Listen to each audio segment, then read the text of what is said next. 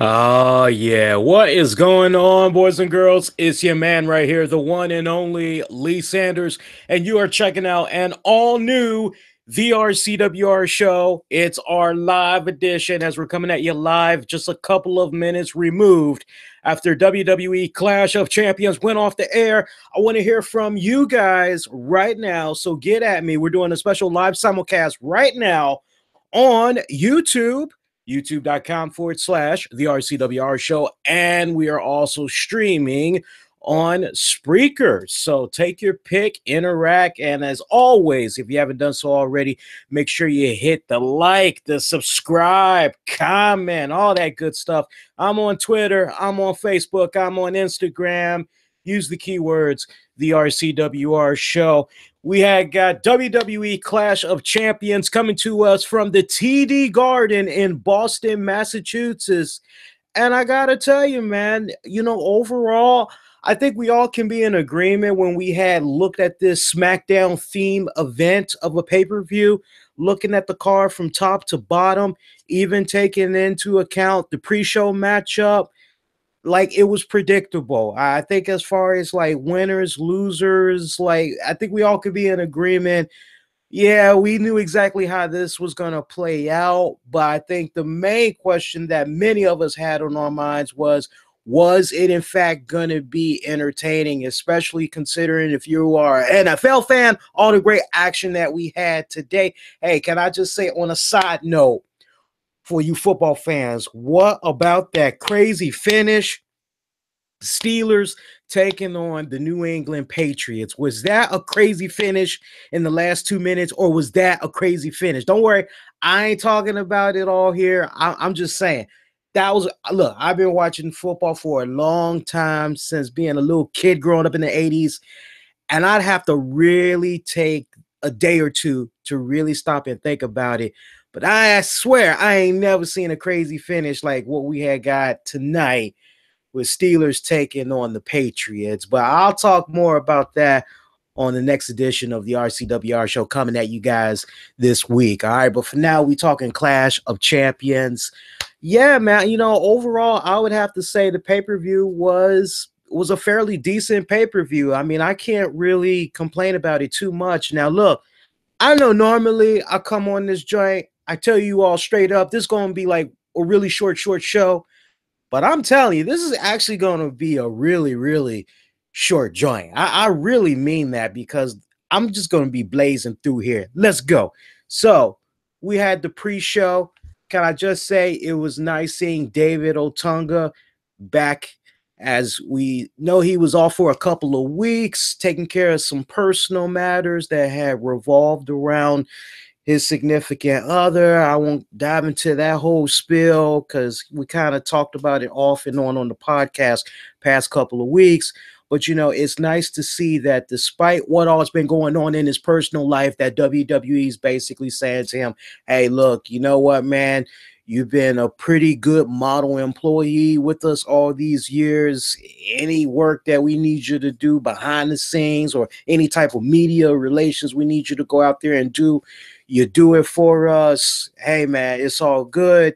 It's nice to see at the end of the day that this guy still has a job because I tell you, I was definitely among the first, among my peers, among my colleagues that was like, man, his color commentating, not on point, but I see a lot of potential. And I have just been giving the guy praise after praise after praise. And to see him now just being delegated to the pre-show joints, honestly, I gotta say he's been doing a rather solid job. And I think if he can just keep it up, if he can stay invested, maybe one day somewhere down the road, he's going to be able to get that call and he's going to be doing some color commentating once again. I mean, look, we know WWE's got that mixed tag team Facebook stream that's going to be popping up in January. So who knows? Maybe David Otunga could have a little something to do with that. Honestly, just a suggestion to WWE, if you want David Otunga to really learn, you really want him to work on those talking chops, maybe, just maybe, you pair him up with Mauro Ronaldo. I'm just saying. I mean, who better to learn from than an awesome guy like Mauro Ronaldo, who's a jack of all trades? But it was great seeing my man Mauro. I was about to say I'm looking at Mojo, and that's how I was thinking about. No, but it was nice seeing my man David Otunga back into the mix. Now, I was getting ready to talk about Mojo Rawley. That was our one and only pre-show matchup, as we had saw Mojo Rawley take on Zack Ryder. This was our new modified version of Mojo Rawley. This is a new Mojo Rawley that basically has kind of dropped the luggage, if you will. He's now done with the baggage. He's pretty much done with dead weight, right? And I gotta tell you, the nice video package that they had set up during the pre-show, really breaking down this rivalry, I loved it. It was beautifully well played out from a WWE production standpoint. You pretty much go as far back to NXT, pretty much when things weren't really looking too good for Zack Ryder. Woo, woo, woo. And you're kind of going, damn, what's up with Zack Ryder? And then it seemed like once he came on the NXT, he had found like a new lease on life. And it definitely helped a large in part him teaming up with Mojo Rawley when he did team up with him. And like you just see that journey from there going all the way up to now. I mean, from a WWE production standpoint, I felt invested into the rivalry. And I got to tell you, because I know we got some longtime listeners that do check out the podcast every single week, Tuesday nights, 10 p.m. Eastern, soon as SmackDown goes off the air. Look, y'all know how critical I've been of both men. And you know, probably as recent as 2 weeks ago, I said to you guys, I'm not really invested in this feud, but I'm going to give it the benefit of the doubt and I'm going to see what's up. Now, some of you hardcore fans, you ain't even appreciate me saying that. You like, man, Lee, you out your mind. But I told you all with great conviction in my voice why I felt the way that I felt. But I said, I will give it the benefit of doubt. And I tell you, leave it up to the WWE production standpoint to really just connect the dots to go as far back as they did. I mean, they went a couple of years back to bring us all the way up to the here and the now. And I felt actually really invested.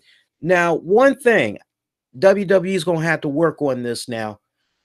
I need to understand what exactly is going on with Mojo Rawley, because we got some guys on the WWE roster. Okay, without a doubt, they're a heel. Okay, no problem. We look at some other guys and we're like, okay, without a doubt, they're a tweener. Without a doubt, they're a babyface. You feel where I'm coming from? When I see Mojo Rawley come out and he's got this new theme going on, the theme sounds a little bit too not pop from the standpoint of pop music, but it just has too much of a energetic babyface type of feel, right? And I'm bringing that up because I don't want people thinking I'm nitpicking. Just hear me out. Hear me out. Even hardcore Mojo Rawley fans, y'all be in agreement with everything I'm laying out, right?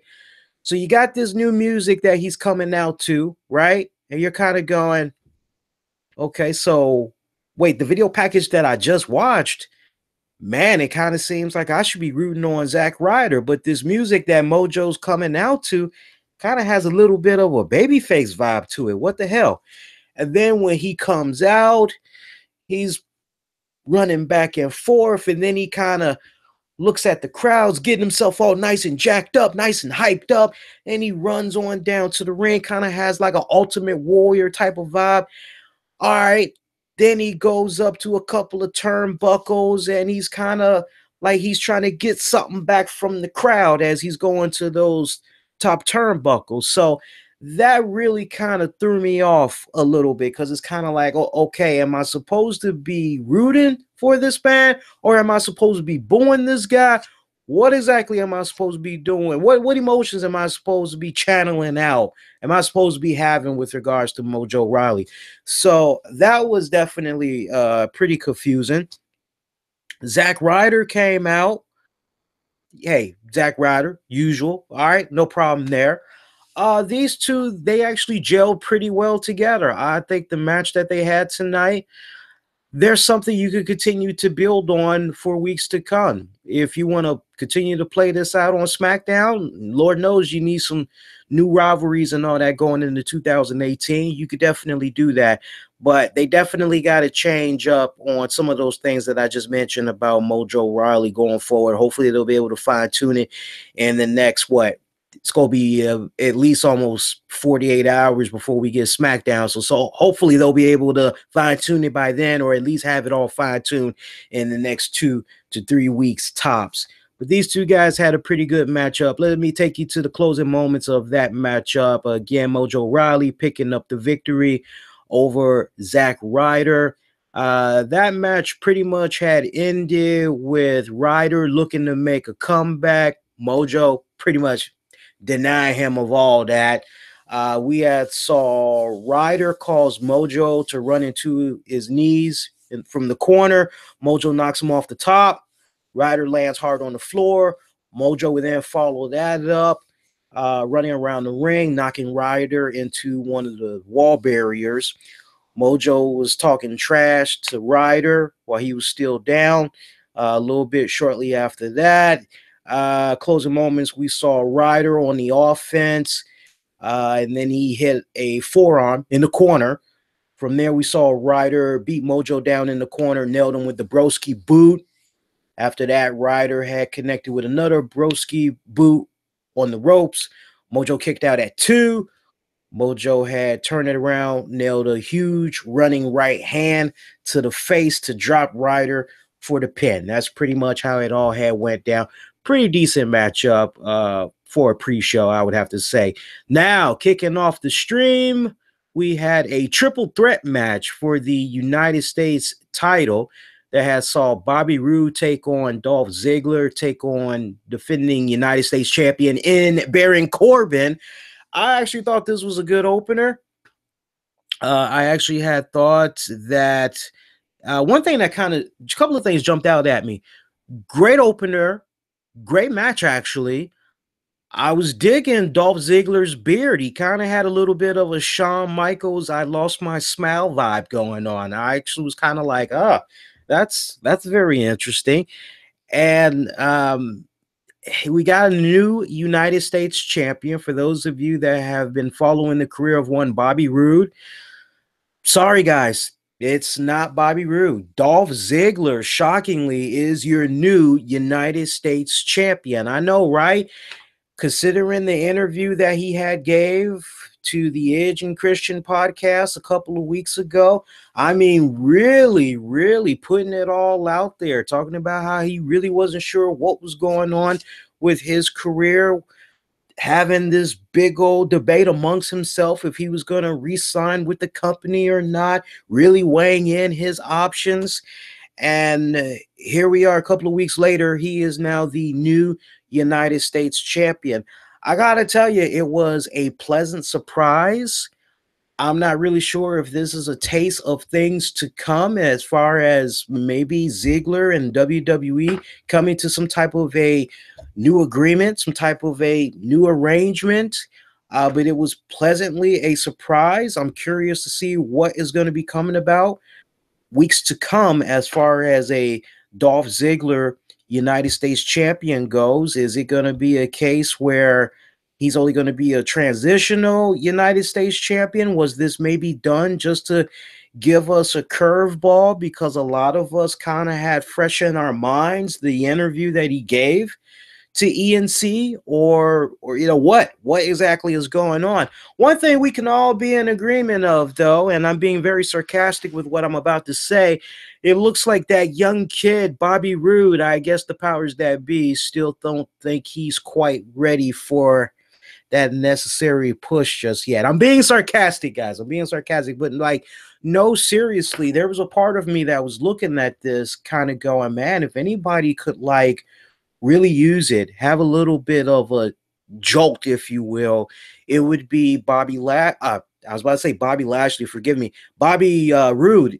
Like, yeah, I could accept him being a transitional champion, But if you want to, like, hey, look at what Bobby Roode did. Like, if anybody could have tremendously, from a booking standpoint, benefited from a title win, definitely Bobby Roode. And I think there was a lot of people that actually were looking for a Bobby Roode to pick up the win. So I'm now very curious going forward. What's next for Bobby Roode? Like, is he going to continue to stay, feuding with Dolph Ziggler? Because I mean, him and Dolph been going at it for weeks now. So is it going to be a case where they're going to continue on and maybe eventually Rude gets the title off of Ziggler that way?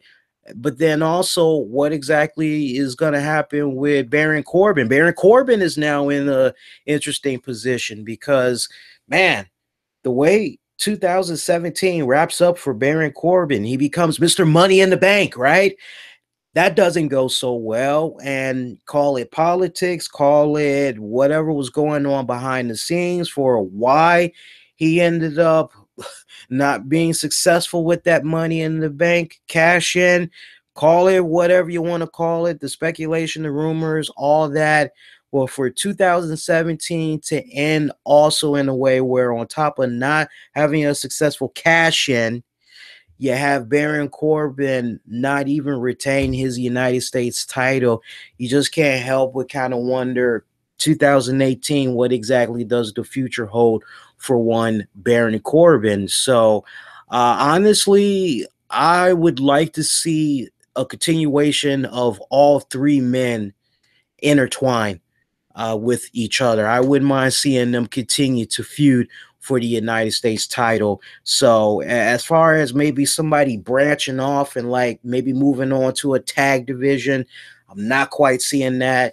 As far as maybe somebody possibly moving on to maybe challenge for the world heavyweight title, that's possible. Maybe Baron. It's very well possible Baron could maybe win a number one contender spot, maybe go after AJ Styles. I mean, that's very well possible. I'm kind of jumping around a little bit. I know you guys like the card in a particular order, but I'm just jumping the gun a little bit. Anything's really possible right now, but Ziggler, United States champion. Am I happy for the guy? Yeah, I think I'm happy for the guy from the standpoint of, I hope that there was legitimately some type of a sit down with upper management to figure out like what is truly going to be next for his career. Is there going to be a new commitment? Is there going to be a new investment into Dolph Ziggler?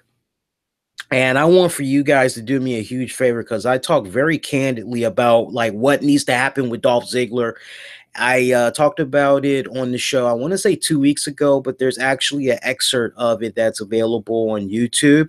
So look up YouTube. You could say Dolph Ziggler RCWR analysis, and you'll be able to find it that way. It's courtesy of our good friends over at Epic Sports. So you can also give them a subscribe/follow as well. Hope you guys are appreciating the stream so far. I am the one and only Lee Sanders, and you are checking out a Clash of Champions after show. It's your recap show coming at you December 17th, 2017.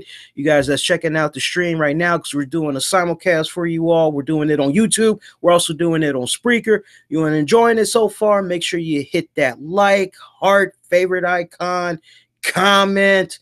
Most importantly, subscribe. Remember, you can follow me all throughout social media. Seeing some of the comments we got in the chat right now. I'm also looking at stuff on Twitter as well, for those of you that maybe want to send something via Twitter. And Tron Wayne brings up, yeah, I know, right? Bobby Roode is that young and upcoming 40-year-old. I know, right? I know, right? Didn't Corbin insult a soldier on Twitter? I can't say. I've been a little bit rogue this week as far as catching up on headlines. I've just been kind of keeping a low profile, but I mean, that's something I'll definitely dig into and find out a little bit more to the point I can elaborate and talk about it more on the show this week. What do I think of the modern day failure now? Be more specific. Iola, be a little bit more specific. I need to know what exactly you're talking about. And before I continue on, see here. We also got a Twitter poll that's up right now. Make sure you go cast your vote. I'm asking you guys, what did you think of tonight's WWE Clash of Champions? Right now, we have 24% of you that's giving it a thumbs down. 28% of you are staying in the middle. And so far, 48% of you have given it a thumbs up. If you disagree or maybe you haven't cast your vote yet, cast your vote right now. That is on Twitter. You can give me a follow as well while you're casting your vote. I am on Twitter at the RCWR Show. And let's see what we got here. Shout out to Tony Johnson. I would say thumbs up because gender tapped out. Again, we're jumping ahead a little bit. We're going to keep going on. I'll get back to some more comments, interactions from you guys about tonight's pay-per-view in just a hot second. Let's continue on with the card. All right, we got one match down. How we doing on Showtime? Yeah, I told you this was going to be short. I'm like almost through already. Usos, New Day, Shelton Benjamin, Chad Gable, Rusev, Aiden English, Fatal 4-Way for the SmackDown Tag Titles. This actually was a damn good tag team matchup. I actually had enjoyed this. This was a great follow-up from what we had got with the opener. I actually had enjoyed this. I wish a little bit more time would have been put into it because it came just a couple of minutes shy from 13 minutes. I wish these guys could have went about 20 minutes longer. I felt like it was like that. I felt it was on point like that. Let's take you all to the closing moments of this one. Closing moments, we had saw the Usos. They had took Kofi Kingston, Rusev, and Aiden English out of the equation. Gable and Benjamin, they did a run in, but the Usos had ended up taking them out. They had caught super kicks, and that has sent the Usos to the mat. We saw Gable. He came in with a pretty sweet submission move on one of the Usos as Shelton was pretty much the lookout guy. Kofi was springboard into action. Shelton had power bombed him midair, though. Time just right, just right. English had brought Shelton to the floor, planted him in the face first into the floor. We saw Aiden English. He ended up taking Gable out in the ring. That got him a 2 count. Rusev would tag in. Was working on Gable for a hot second. We had saw him apply the alkaloid. After that, Big E came in, was able to break it up. Big E goes for the big ending on Rusev. That would be followed up by Kofi going to the top, try to do a double team move, but English had derailed that one. Rusev had got only a 2 count on Big E. Rusev floored Big E with a big kick. That also had got him a near fall. We had saw Rusev stomping around Big E, try to apply the alkaloid on him as well. We saw Big E do a little bit of a Hulk up moment. He powered out of it, sent Rusev back a little bit, but Rusev ended up powering back, tightening up the hold even more. Gable came in, nailed with a big suplex on Rusev. Yes, Gable actually connected with a suplex on Rusev. English would run in, missed Gable. Gable drops English on his head. Gable and Big E, they're pretty much going at it. You're finished. Jimmy comes in. Gable rolls him up. Jay comes in, connects with a super kick. Usos hit the big splash on Gable. Pretty much covered him to retain their tag team titles. It was actually a really good tag team matchup. Didn't have a problem with this match whatsoever. All those guys, they really tore it up. That's the face of SmackDown right now for your tag division, man. They're really holding it down. But look, man, this whole thing with New Day, Usos, we got to separate them. We had that one match, what was it, like a month and a half, 2 months ago? That was supposed to be the end all of like the feud, right? But then like the next thing you know, we go into the next pay-per-view these guys going at it again, and then here we go again. We see these teams, like, we just give them a breather. Do they have great chemistry? Yes, but like, separate them, separate them. Yeah, at least got to keep them separated until WrestleMania. Like, if you're gonna circle back then, I'm actually okay with that. But let's see some of these other tag teams take a crack at the Usos, man. Their chemistry, by the way, the Usos, boy, it's growing more and more. I'm really loving those dudes. See, let's go to our, yes, and by the way, it's Rusev Day. Aiden English, give me a call, man. I can help you out, man. Seriously. All right, let's go to our next matchup. What we got here?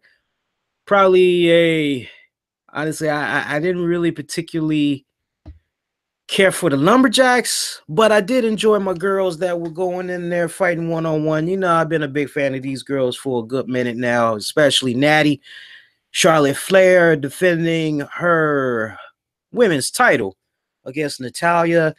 Um, I think we could all be in agreement that as far as the Riot Squad goes, for me personally, just me, maybe I'm nitpicking, but for me personally, I don't really like the way Riot Squad was booked going into this Lumberjack match. Like, we see these girls, they're pretty much just running roughshod. I mean, they are just beating up anybody left and right. They don't care.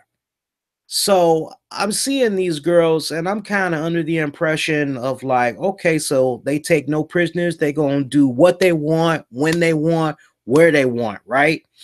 And like, we hear Ruby Riot talk about how much of an impact she made and how she don't get no love in facing Charlotte, the women's champion, and all that. And how is it kind of like rectified? Well, her and her squad girls become lumberjacks for Charlotte versus Natty. And going into this match, I might have not said it out loud to you guys, so there's not like an official record, but to myself, I'm kind of going, well, man, it would make a lot of sense for these girls to just come in there and kind of give off the impression for the first couple of minutes that they're going to play nice and everything. But then when it counts the most, they're going to just go into business for themselves because it's all about them. It's all about the squad. And no, they really didn't do that, quite honestly. Now, some would maybe say, well, Lee, don't forget when Carmella tried to cash in her money in the bank briefcase, Riot Squad, they pretty much was like, nah, you know, honestly, I wish that they just, I'm not saying they should have attacked everybody, although that would have been nice, but I also would have been fine with these girls kind of saying at one point, man, bump this. We're better than this. Like, we're just out here to be standing by for this crap. Like, bump that, and then maybe come back later on and just run roughshod, laying all the women, you know, just gaining up on everybody. Like, but then you kind of could make the argument that, well, it's only three of them. And if they would have went into business for themselves, and it eventually would have been all the girls fighting them, which then brings me to another point, which is some of the girls that they were beating up. You would have thought that it also would have been a good time for some alliances to be formed. Like, hey, didn't Ruby Squad, didn't Riot Squad, whatever the hell she's calling her stable, like, didn't they beat you up? Yeah, didn't they beat you up too? Yeah. Well, okay, well, when they're not paying attention, we'll do a little something. I don't know, it just really felt kind of flat. I kind of feel like Randy Jackson right now in that damn Geico commercial, because it's like, dog, I don't know, dog. It just didn't really have all that sizzle. It didn't really have the pop I was looking for. I don't know, dog. You know, I mean, that's how I felt about this match. But the girls, Charlotte, Natty, you know, they gave a pretty good matchup, I would have to say, because I've seen these girls lock it up a few times on the blue brand. This wasn't the best matchup. I think we all could be in agreement, but it was just good enough. Like, I would have to give it I give it a 3 out of 5 stars. I mean, that's being pretty nice, I think, because honestly, it was just an average joint. Post match was a little bit interesting. It felt kind of flat. I didn't catch the girl's name that tried to interview Natty, but the girl basically was like, "Hey, after what had happened, I'm sure you're probably blaming yourself." And Natty just basically was like, "No, I blame Charlotte because of her name, and yeah, I blame all of you." And basically, we saw Natty have a little bit of a temper tantrum, if you will, throwing a fit and pretty much just saying, "You guys don't care about me. Well, I don't care about you." And she leaves the ring, basically trying to cry. Oh man, and it was just a poorly segment right there, like post match. I didn't enjoy it. I really wasn't. I got it. I got the message that they were trying to really put out there, like, okay, Natty's done. She's walking out on the WWE. I get it. And they want us all kind of going, ooh, what's going on with Natty? I get that, but it just did not execute properly. I tell you what, part of it that didn't work out well, we just see her face cringing. We don't see tears streaming down her face. We don't see her mascara all messed up. You would have thought, like, at some point, and I don't know if, like, maybe some of these girls can do it going forward, but like, I think it would be pretty awesome if they could do a little somewhere after they lose their match and they gotta like get ready to talk and cut some promo or whatever, and they gotta pour out the waterworks. It'd be great if, I don't know, maybe they could have like some sliced onions under a band-aid or whatever, and they can just, make sure it's really strong, and they can just, or maybe they could put something that's covered up by a band-aid or whatever, or you could put some type of liquid, put it over the band-aid, and then they're rubbing their eyes, and then that way their eyes become so irritated red that it gets watery and all that. But like, I didn't like it. Honestly, I had a comical relief joint when I saw her acting the way she was acting. I automatically thought of freaking Dave Matthews Band. I thought of their song "Where Are You Going?" And anybody that's familiar with that catalog, you'll know exactly the song I'm talking about. And now that I put it out there, you probably get a little bit of a chuckle. But if you don't know that song, look it up on YouTube, Daily Motion, your best friend. Didn't really particularly care for that, though. Squash matchup, Bludgeon Brothers, they had defeated Breezango.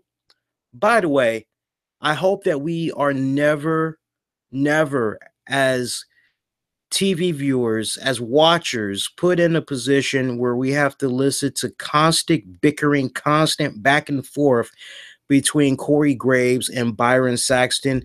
I really could have done without it. It was irritating as hell. I kind of felt as though they were kind of taking away from what we're supposed to be watching in the ring. I really could have done without all the extra. I think some of you will probably agree with me on that, but it was just a little bit overkill for me. They kind of got back to their normal selves. I would honestly have to say, after the Randy Orton, Shinsuke Nakamura taking on Kevin Owens, Sami Zayn, I would have to say they kind of, after that match, got back on point. Looking at some of the comments we got in the chat here, shout out to Tron. Makes me sad the Riot Squad is following the same song and dance of this really bad SmackDown bookie. They have a loaded roster, and Jinder was champ was 7 months. Hashtag wasted. What else we got here?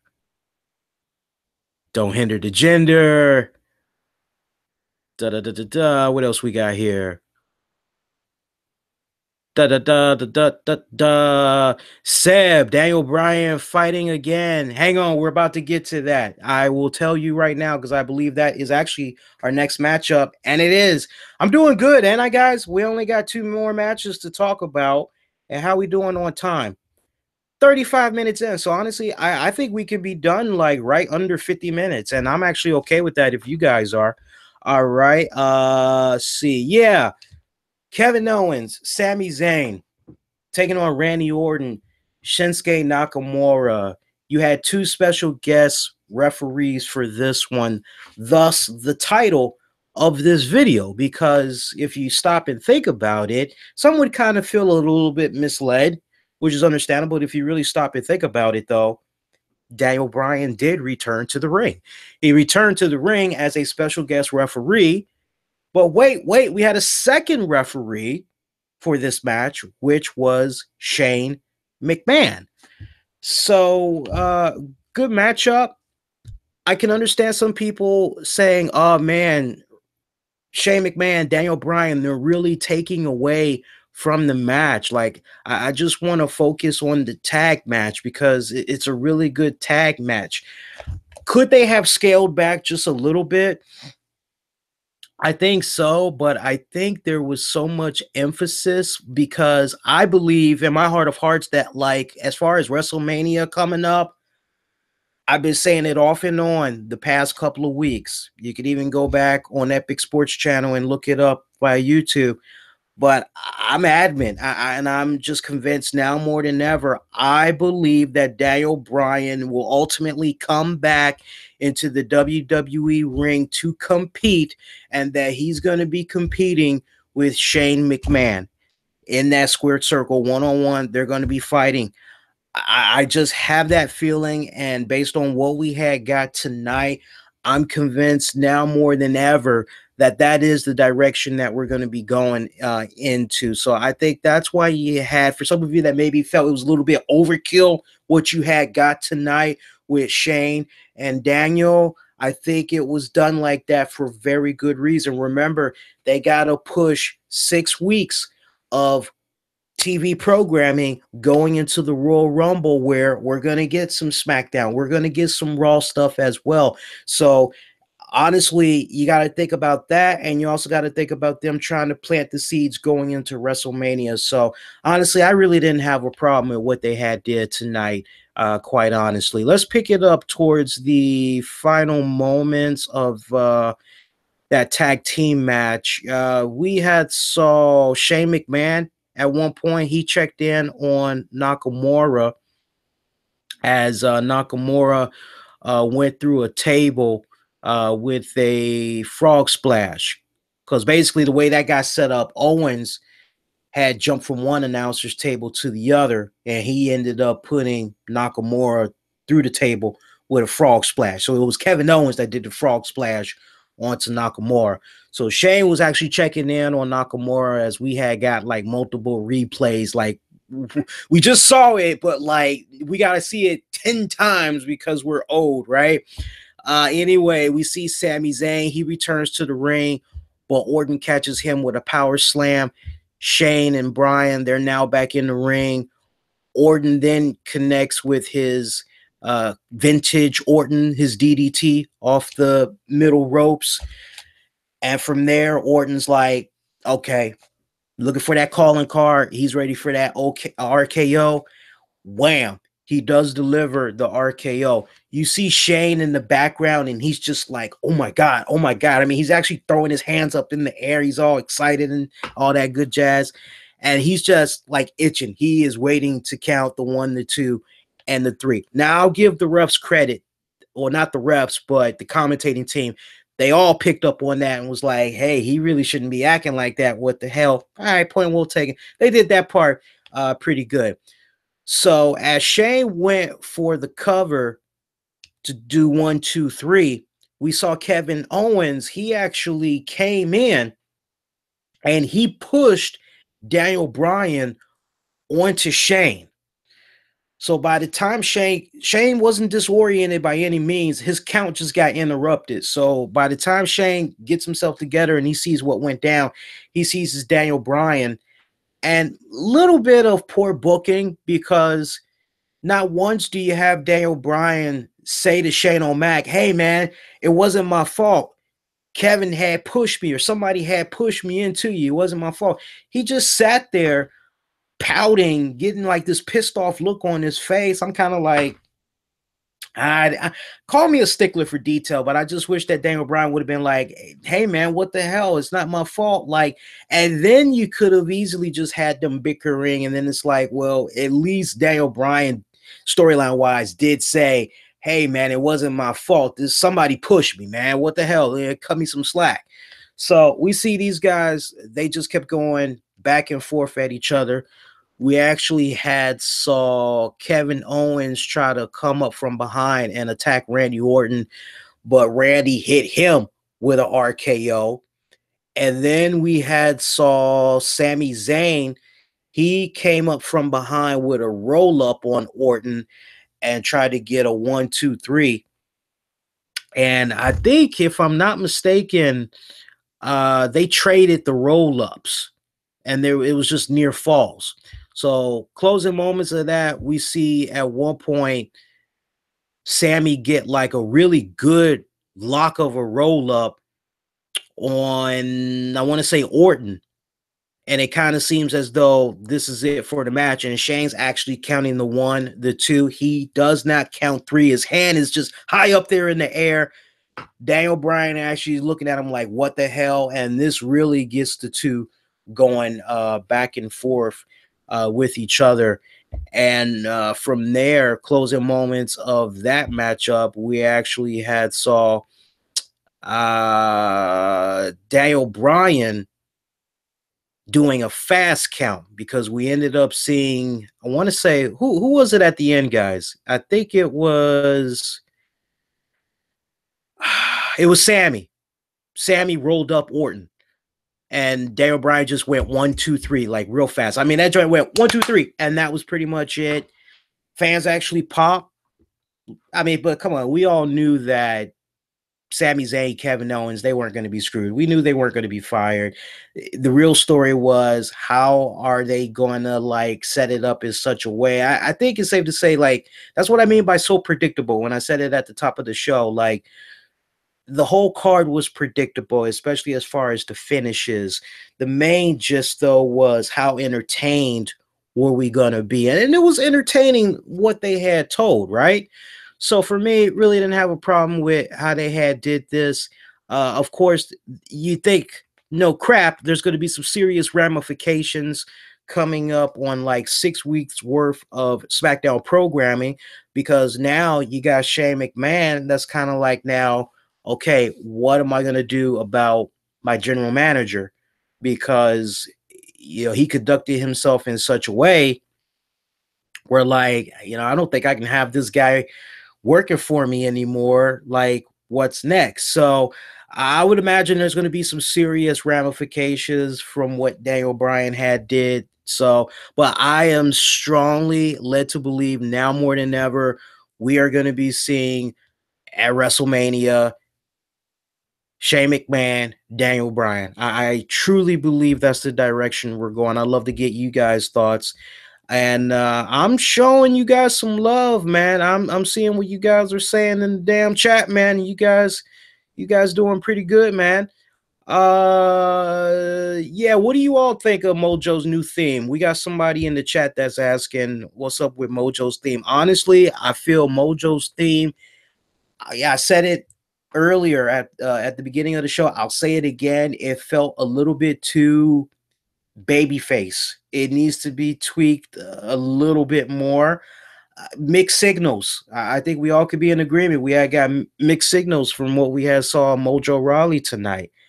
It talk about loss in translation, because we should have been showing sympathy and really cheering on Zack Ryder for somebody that he thought was his best friend, for what they had did to him physically.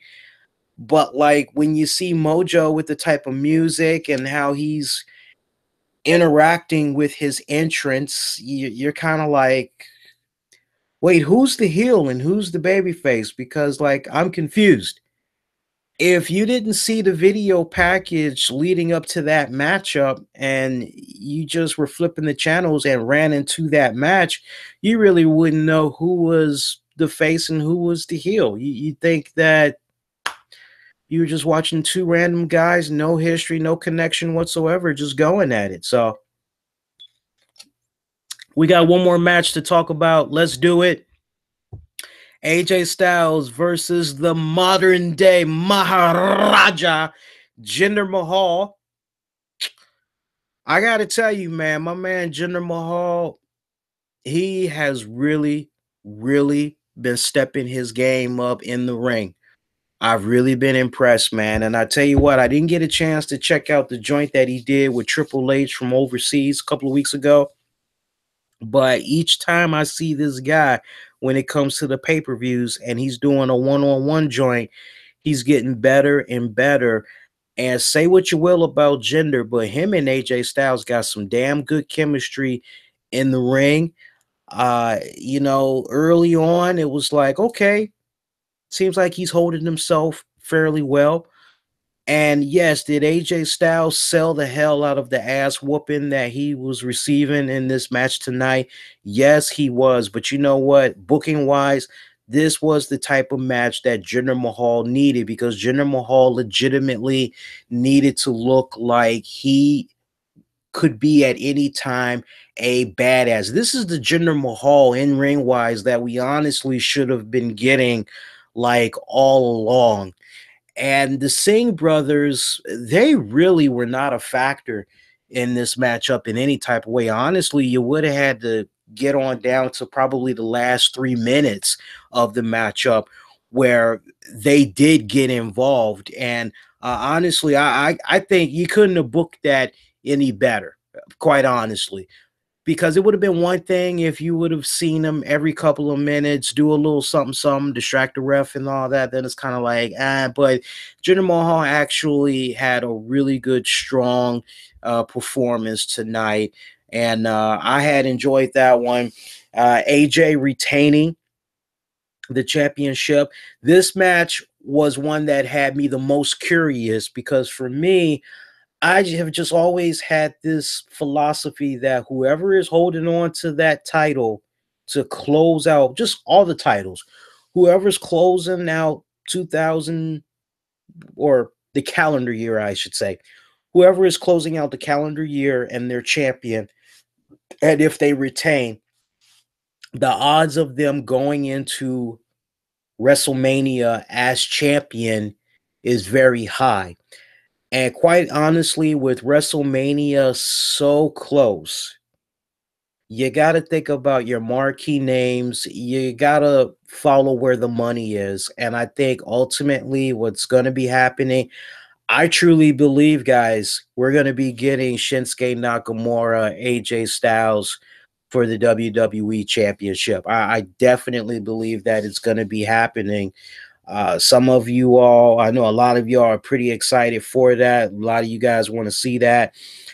Just their history from New Japan, I would love to see that. And I think that is becoming more and more a reality as time progresses. The fact that AJ retained is a strong indication to me that AJ is going to be, because a lot of people were under the impression that maybe Jinder was going to get the title because they were doing their little overseas tour and all that. But honestly, I think once we heard that he lost to Triple H, and I don't really have a problem with it, but if you ask me, different circumstances actually would have been better if Jinder would have beaten Triple H. But whatever, it is what it is. But something just kind of told me in the back of my mind that, well, damn, if he can't even get a win off of Triple H overseas in India, in his homeland, like, what the hell? Like, what's the odds of him actually going into 2018 as champion? So now some people may feel he still has a shot, but I'm just not seeing it. I think the money is with AJ and Shinsuke. With regards to Jinder Mahal, I don't know what you do with Jinder, man. I think Jinder and AJ, they're going to be feuding for several more weeks on SmackDown.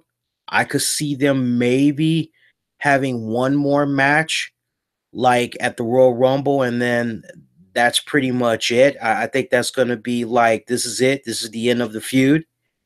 But then you're going to have to move on to a new opponent for AJ, and that's going to come in the form of Shinsuke. So I definitely feel that's where we're going to be going. Gender, maybe you do a situation where you put him in the Andre the Giant Battle Memorial match. I'm looking at Braun Strowman or Jinder. Those would be my top two picks of guys that could potentially win that. Or maybe you do whenever Money in the Bank rolls around, maybe one of them wins it. So, but I, fans of Jinder, and I'm definitely a fan of Jinder. I think they got some more well thought out plans for Jinder in 2018. I think after we get past WrestleMania and all that, I think that's when they're going to try to come on back around to Jinder. But I think it's safe to say that the Jinder Mahal experiment, it was a success despite how some people may have felt. Now they just got to go back to the drawing board, like I've been saying off and on the show past several weeks now. They just got to go back to the drawing board, fine tune story direction wise, creative direction wise, what needs to happen with the Jinder. But yes, the Jinder will not be hindered. So overall, I would have to say decent Clash of Champions pay-per-view event.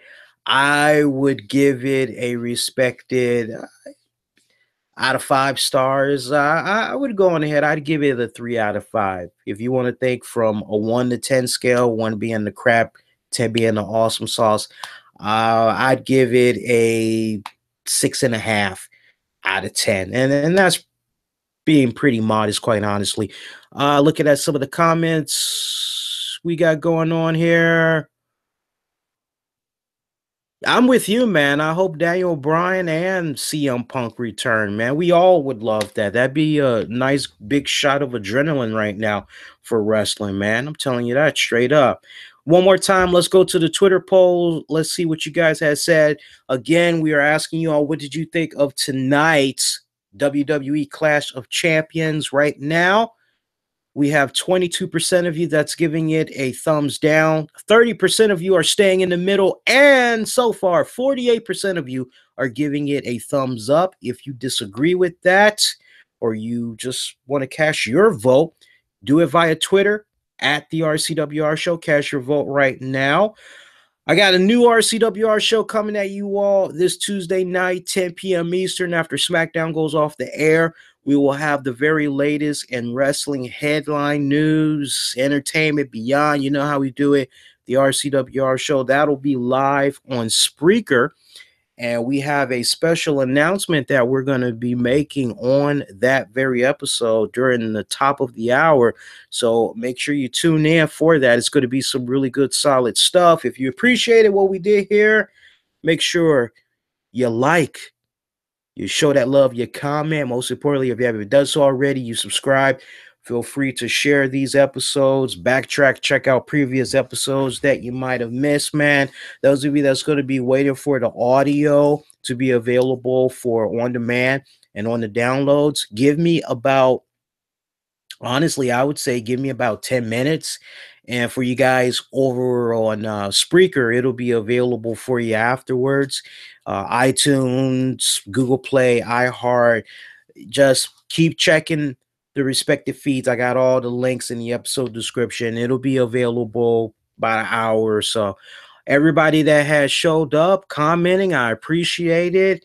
And again, give me those likes and all that. Thank you for checking out the stream, and I'll catch you guys this Tuesday night, 10 p.m. Eastern, after SmackDown on Spreaker. Until then, everybody, a good night, good morning, adios.